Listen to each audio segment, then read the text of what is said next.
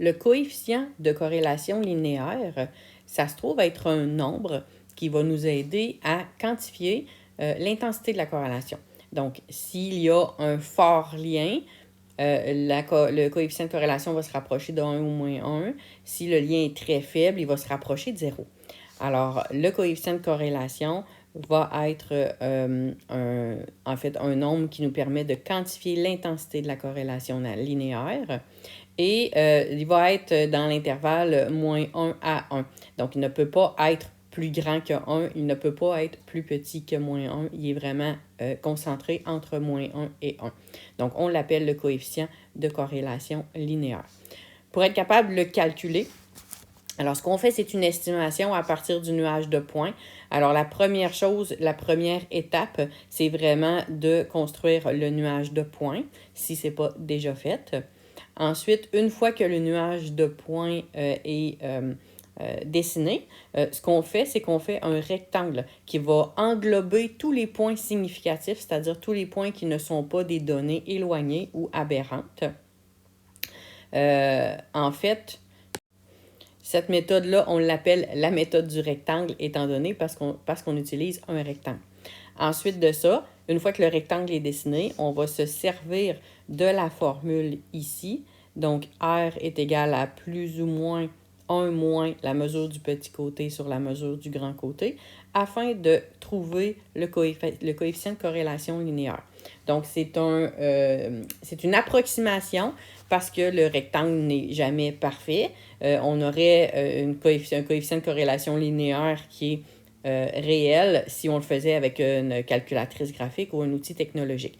Mais avec la méthode du rectangle, on obtient seulement une estimation du coefficient de corrélation linéaire. La formule peut être légèrement abrégée, c'est-à-dire R, c'est le symbole du coefficient de corrélation linéaire. On dit qu'il est environ parce que c'est une approximation, donc on ne met pas de égal, on met le symbole environ. Plus ou moins, on ouvre les parenthèses, 1 moins petit l sur grand L. Donc, le petit l représentant la largeur et le grand L représentant la longueur du rectangle. Une fois qu'on a obtenu le nombre, on effectue le nombre dans la parenthèse avec le calcul et on détermine ensuite si c'est positif ou négatif selon la tendance du nuage de points. Donc, si le nuage de points a tendance à monter, on le met positif. Si le tendance de nuage de points a tendance à descendre, on le met négatif. Une fois qu'on a obtenu le nombre, on peut aller voir le coefficient de corrélation. En fait, ici, dans votre cahier de notes, vous avez un tableau. On n'utilisera pas ce tableau-là parce que ce n'est pas celui qui est fourni à l'examen. On va voir le tableau tout de suite après. Alors ici, on a le tableau qui est fourni à l'examen. Donc, c'est le tableau du ministère. Il est déjà inclus dans votre examen, donc vous n'avez pas à le mettre sur votre aide-mémoire, mais vous l'avez dans votre cartable afin justement de vous habituer à le calculer. Alors, une fois qu'on a le coefficient de corrélation, on ne s'occupe pas du négatif. C'est pour ça qu'ici, on a des symboles valeur absolue. Donc, on va regarder juste le nombre. On ne s'occupera pas du positif ou du négatif. Si le R est égal à 1, donc la valeur absolue du R, donc la partie positive est égale à 1, on a une intensité de corrélation parfaite. Si entre 0,95 inclus et 1, donc entre 0,95 inclus et 1, c'est très fort.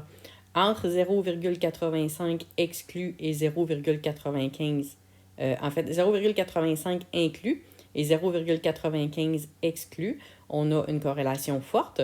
Entre 0,75 inclus et 0,85 exclus, on a une corrélation moyenne.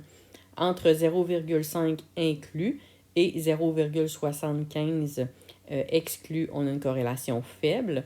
Et si c'est en bas de 0,5, on a une corrélation nulle. Donc, avec des nombres, c'est plus facile de comparer les différentes corrélations.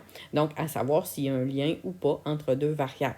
Alors, si on a une corrélation parfaite, très forte, on peut dire vraiment qu'il y a une corrélation importante entre les deux variables. Donc, il y a un lien important entre les deux variables. Une corrélation moyenne, donc il y a un lien moyen entre les deux variables.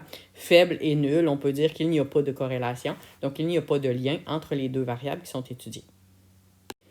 Je vous rappelle que ce tableau-là est fourni dans l'examen, alors vous n'avez pas besoin de le mettre sur votre aide-mémoire.